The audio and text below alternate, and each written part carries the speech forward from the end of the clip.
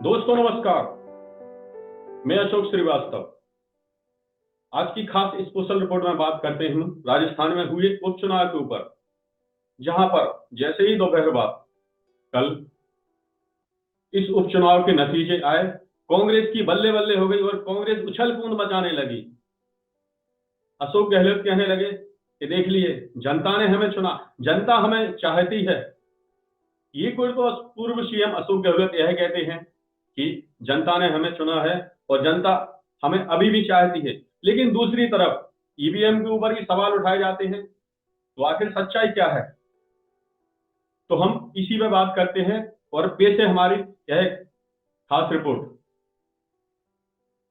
दरअसल श्रीकरणपुर सीट पर कांग्रेस प्रत्याशी गुरमुख सिंह कुन्नर के निधन के बाद यहां चुनाव स्थगित कर दिया गया था। इस सीट पर कांग्रेस ने इमोशनल कार्ड खेलते हुए गुरमीत सिंह कुन्नर के पुत्र रूपेंद्र सिंह कुन्नर को प्रत्याशी बनाया। भाजपा की तरफ से पूर्व मंत्री सुरेंद्र पाल सिंह टीटी उम्मीदवार थे, जो पहले वसुंधरा सरकार में मंत्री रह चुके हैं। भाजपा को डर था कि इमोशनल कार्ड खेलते हुए कांग्रेस यहां बाजी पलट सकती है, इसलिए पार्टी ने सुरेंद्र पाल सिंह टीटी को मतदान से पहले ही मंत्री बना दिया था, ताकि जनता में स्पष्ट संदेश जाए कि वो विधायक को नहीं बल्कि एक मंत्री को चुन रहे हैं। लेकिन यहाँ दांव उल्टा पड़ गया। राजस्थान विधानसभा चुनाव में 200 में से 199 सीटों पर जब चुनाव हुआ तो भाजपा ने 115 और कांग्रेस को 69 सीटों पर विजय हासिल हुई थी। हालांकि दोनों पार्टियों के मत प्रतिशत बहुत ज्यादा अंतर नहीं था। भाजपा को 41.69% वोट यानी लगभग 1,65,24,787 मत मिले, जबकि कांग्रेस को 39.53% वोट मिले, यानी कि 1,56,67,947 मत मिले। कांग्रेस प्रत्याशी उस तरीके से चुनाव में धराशायी नहीं हुए जैसे कि 2013 के विधानसभा चुनाव हुई थी। तब पार्टी मात्र 21 सीटों पर सिमट कर रह गई थी। इस बार उसने भाजपा को कड़ी टक्कर दी। श्रीकरणपुर के चुनाव नतीजे कांग्रेस का उत्साह 7वें आसमान पर जाए पहुंचा है, और यह पूर्व मुख्यमंत्री अशोक गहलोत के बयानों से इस साफ झलकता है। गहलोत ने बयान दिया है कि श्रीकरणपुर की जनता ने भाजपा के अभियान को हराया है।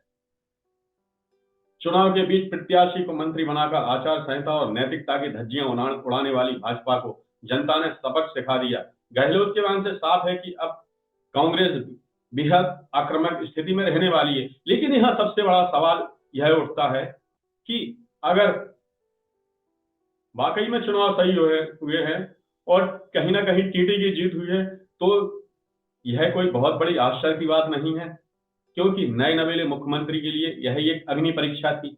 फिर भी हमेशा सवाल और संदेह की दृष्टि से ईवीएम को देखा जाता है। अब ऐसे में ईवीएम जब दोषी है, तो फिर कैसे सत्ता के रहते हुए वो भी एक मिनिस्टर को जनता ने हरा दिया।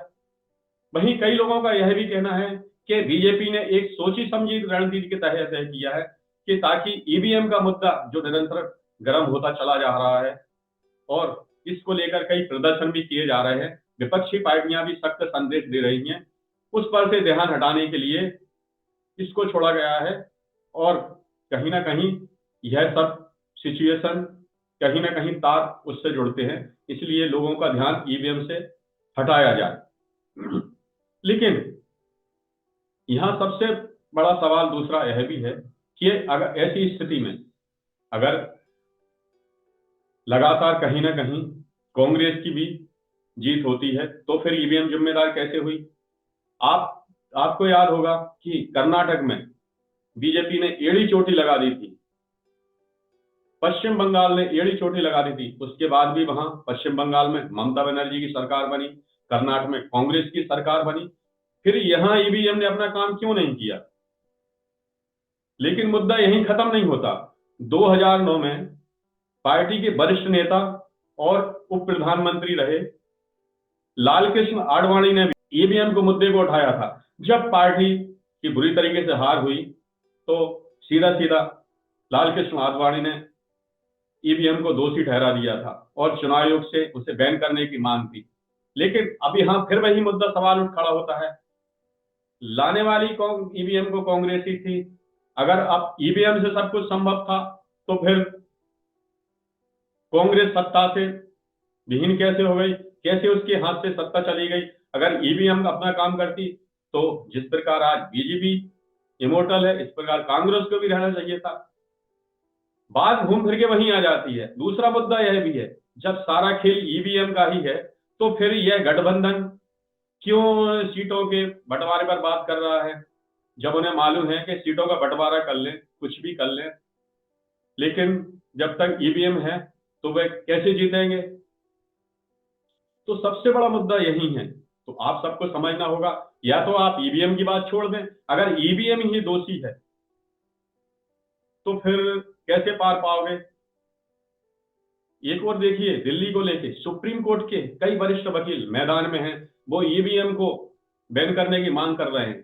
सीधा सीधा उनका आरोप यह भी है कि ईवीएम को हैक नहीं किया जा सकता है, तो ईवीएम को आसानी से बदला जा सकता है, आसानी से खराब किया जा सकता है, यानी कुछ भी संभव है। इसलिए उन्होंने तय किया है कि सुप्रीम कोर्ट के वकील तो मैदान में हैं, लेकिन विपक्ष बिखरा हुआ है, विपक्ष कहीं नहीं दिखाई दे रहा है।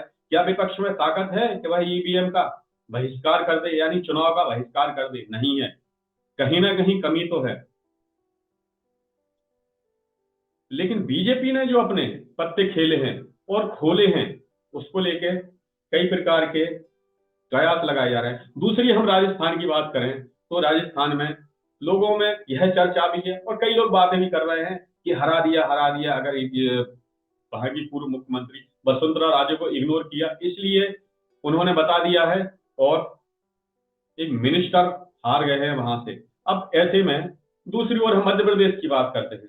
मध्य प्रदेश में देखिए, लाडली बहना योजना जो पूर्व मुख्यमंत्री शिवराज सिंह चौहान ने चलाई थी, उसका इफेक्ट मध्य प्रदेश में बराबर देखा। लेकिन बीजेपी कहती रही कि नहीं, अगर मध्य प्रदेश में लाडली बहना का कोई असर नहीं था, अगर लाडली बहना का असर मध्य प्रदेश में हुआ है तो फिर राजस्थान और छत्तीसगढ़ में क्या।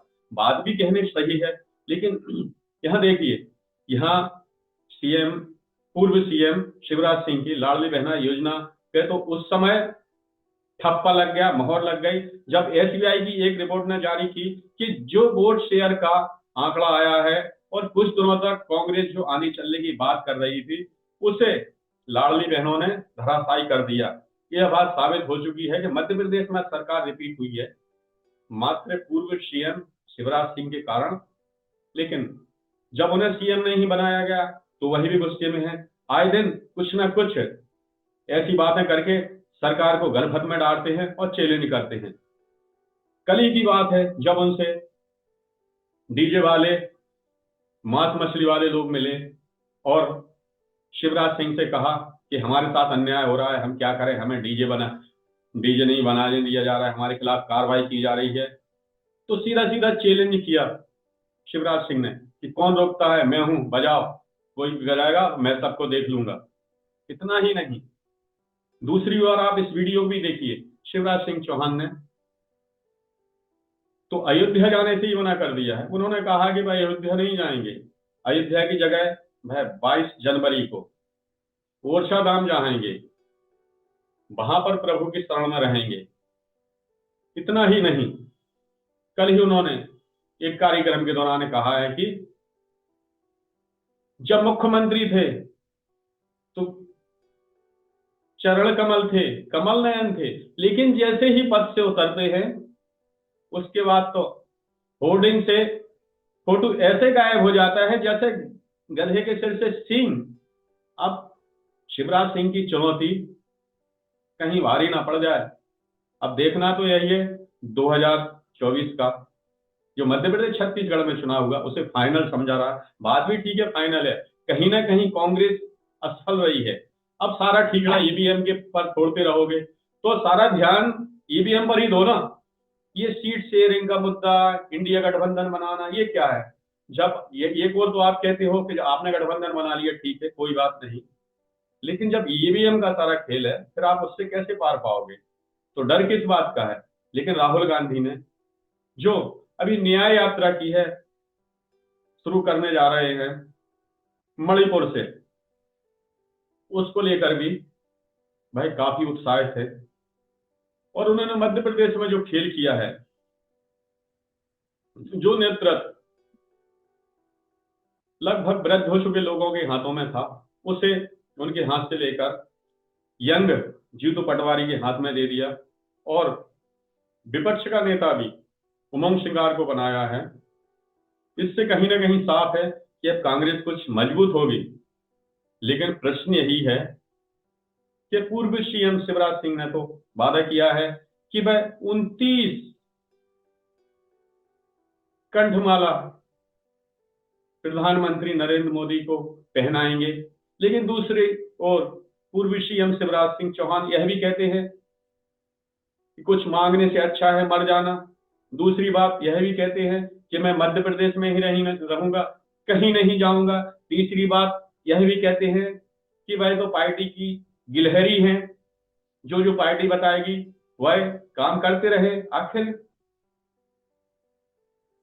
पूर्व सीएम शिवराज जी गेम क्या खेल रहे हैं, यह सोचने वाली बात है। कहीं ना कहीं यह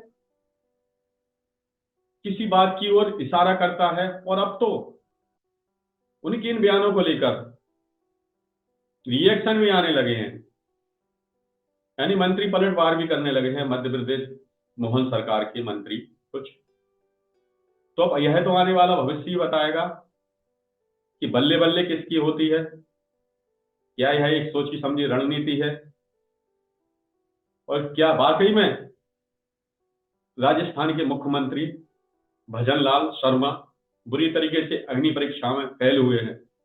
तो ऐसे में आगे क्या रणनीति रहेगी, क्या 2024 के लोकसभा चुनाव में पार पा पाएंगे वह, और दूसरी ओर क्या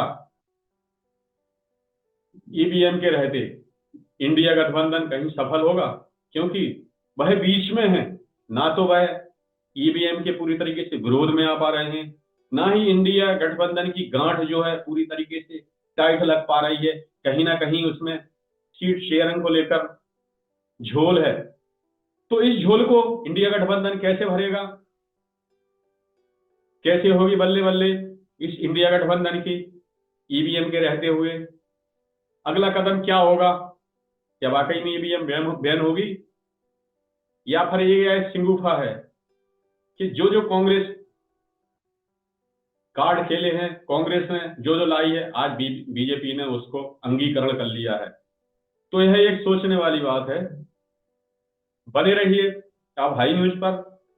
आज की इस खास रिपोर्ट में अभी के लिए इतना ही।